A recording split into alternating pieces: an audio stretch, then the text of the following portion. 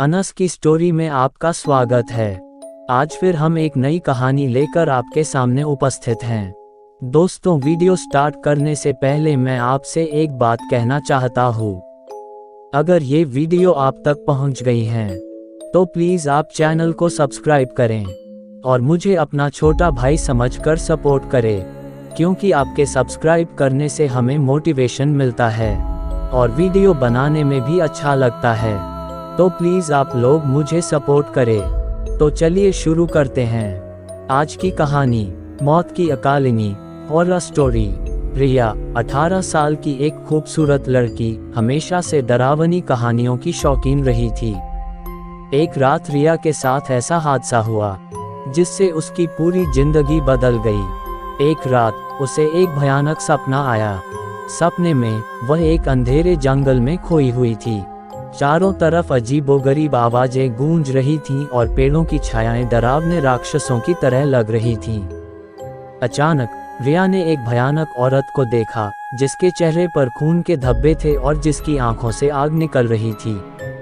उस औरत ने रिया को पकड़ने की कोशिश की और रिया चीखते हुए उठ गई।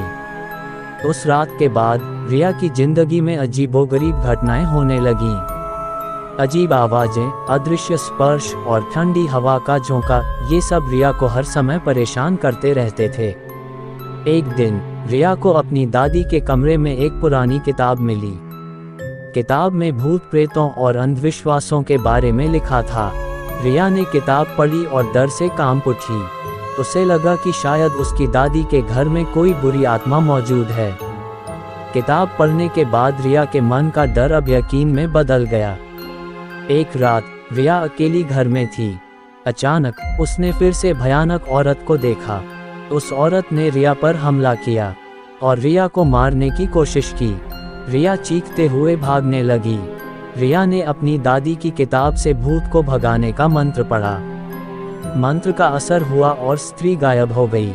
रिया थक कर सो गई, लेकिन उसे पता था कि यह खतरा अभी खत्म नहीं हुआ है।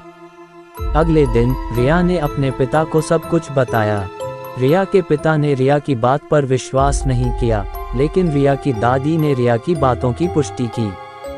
दादी ने बताया कि कई साल पहले रिया के दादा की हत्या उसी भयानक औरत ने कर दी थी। वह औरत रिया के दादा की प्रेमिका थी, लेकिन जब रिया के दादा ने उसे धोखा दिया तो उसने बदला लेने के लिए उनकी हत्या कर दी। रिया और उसकी दादी ने फैसला किया कि वे भूत का नाश कर देंगे। उन्होंने एक पंडित को बुलाया और उन्होंने पंडित को सब कुछ विस्तार से बताया। रात में रिया, उसकी दादी और पंडित ने कुछ मंत्रों से भूत को बुलाया। भूत क्रोधित होकर उन पर हमला करने लगा, लेकिन अब रिया डरी नहीं। उसने बहादुरी से भूत का सामना किया और मंत्रों का जाप किया। अंत में भूत कमजोर पड़ गया और गायब हो गया।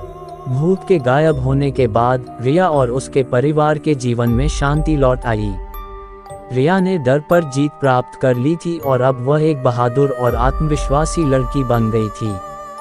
उसने सीख लिया था कि भूत प्रेतों से डरना नहीं चाहिए, बल्कि उनका सामना करना चाहिए।